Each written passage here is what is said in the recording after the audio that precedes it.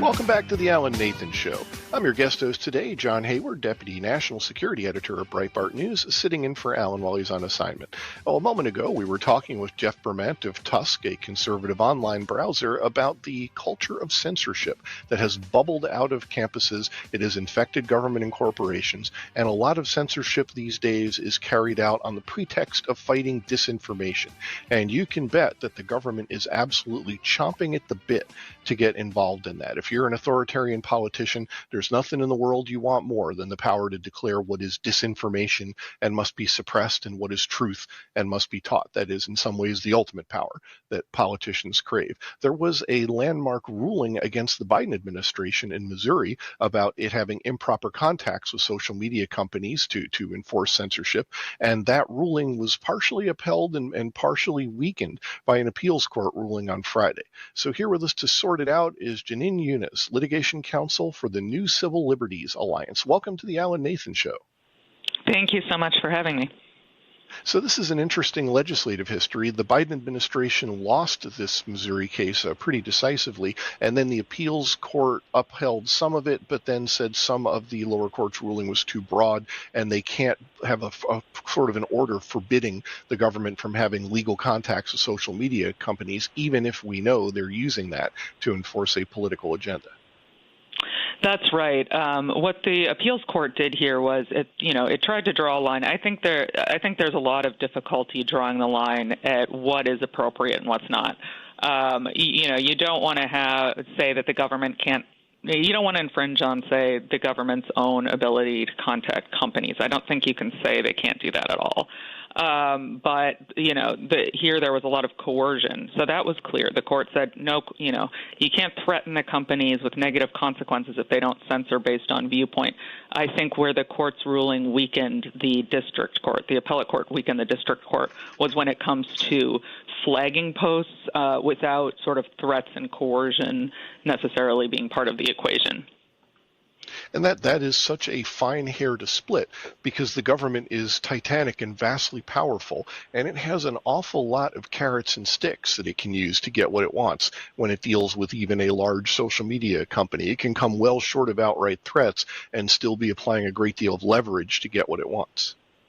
That's actually, you hit the nail on the head with that. The power dynamic between the government and the companies is not even.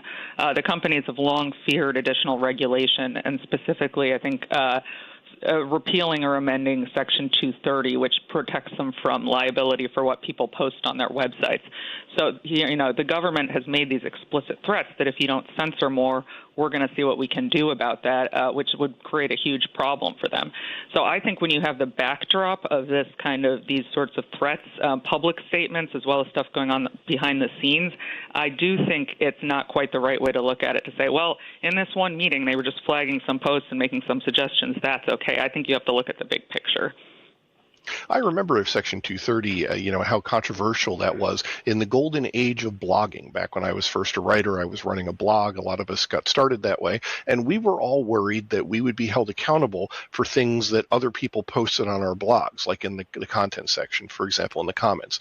We were all worried somebody would post something terrible in there and we'd all get in trouble. So Section 230 seemed like a good idea to say that a platform is not accountable for the things that people post on it, because that would be too much of a threat to any hosting company, any website proprietor, and so on. But now here we are a decade and change later, and it's come the other way, and Section 230 now seems to be an important instrument in enforcing continued censorship, because it relieves the platform of any responsibility that it would have if it just admitted that it was an editor running a publication instead of just a provider.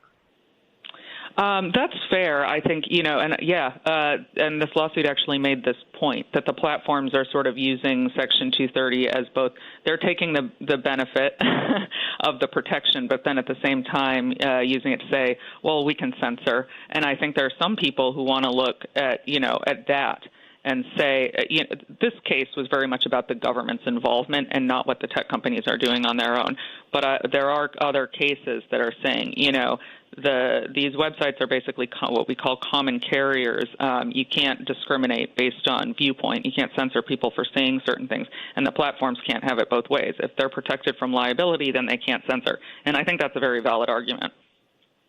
Is that likely to be resolved at some point? It seems like this case is one of several that may be percolating towards even a Supreme Court decision at some point about whether or not you can be both an impartial platform and a partial censor of information at the same time with all the advantages and none of the drawbacks. So just to be clear, this case is not against the tech companies. It's only against the government. So that question would not be resolved by this case, but there's another case called NetChoice versus Paxton out of also the Fifth Circuit, where the Fifth Circuit upheld I believe a Texas law saying that if the platforms can't kick people off for expressing certain views, they're common carriers, sort of like a train or a phone company. There's something called common carrier law. You can't kick people off the train because they hold certain views or because they're black or gay or whatever. You also can't, as a common carrier, the social media platforms can't kick people off for expressing certain views. It's sort of similar logic there. So the Fifth Circuit upheld that law. I believe that case is headed for the Supreme Court. And I think this case, there's a very good chance will wind up in the Supreme Court too, but on the separate question of how far the government can go in involving itself in censorship. It's not surprising to me, but it is impressive that the government is still trying to get some kind of a ministry of truth put together. They are so eager to have some kind of an official disinformation agency that would have some kind of enforcement powers. And every time they try it, they either get slapped down in the courts or it turns into a public relations debacle because they pick some information minister who's a joke and everybody rips them to shreds and they back down. But they just keep coming back. They're never going to give up trying to get some kind of official control of disinformation, at which point, of course, everything that the ruling party doesn't like is going to be classified disinformation and censored. Yeah, that's exactly right. And I think, this case exemplifies why we have a First Amendment and why we don't want the government involved in this.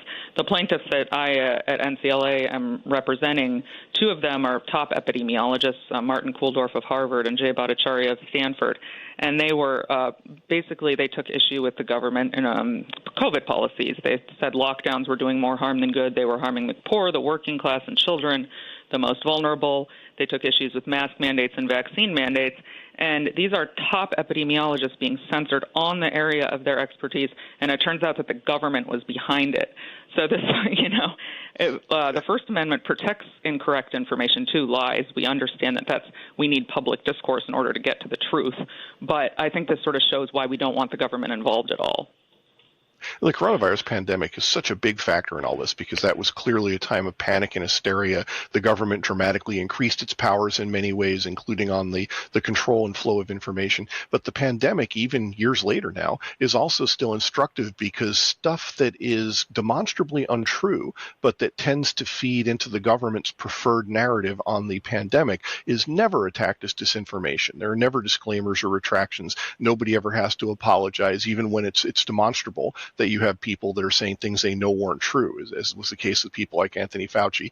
But on the other hand, if you say anything that goes against the official narrative, you're going to get slapped with that disinformation tag in a heartbeat, and they're going to try to control what you say. Yeah, absolutely. I mean, one of the things, this actually did not come out in the case because the evidence came out a little bit later through a congressional investigation.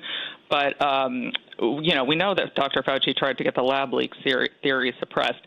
And then it turned out from internal meta emails that the White House had tried to get it suppressed as well. I don't know if I suspect there's a link there. We don't have direct proof. But there's an email from Nick Clegg, who's the Meta executive, to the head of public policy saying, can you remind me why we suppressed the lab leak theory on social media? And the public policy guy responds, because we were under pressure from the White House, we shouldn't have done it. And, now we all know the lab leak theory is valid, if not more likely to be true. And that was suppressed because it wasn't convenient for the government. So it sort of shows the danger of allowing these powerful people to control the narrative.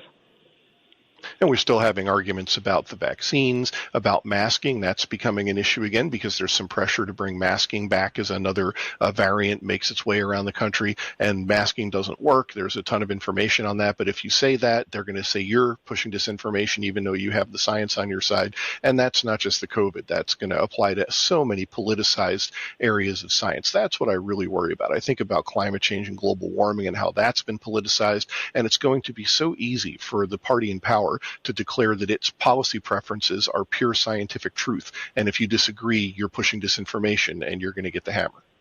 Absolutely. And I mean, you cited climate. There's also a lot of stuff with transgender. For instance, it's considered disinformation to say children should maybe not get gender affirming care, or biological men shouldn't be on women's sports teams. So this is really roping in a lot of what are political opinions. And I think it's strangling public debate, which is exactly why we have a First Amendment, because the government, the political party in power, shouldn't be in charge of deciding what Americans get to hear and what's silenced.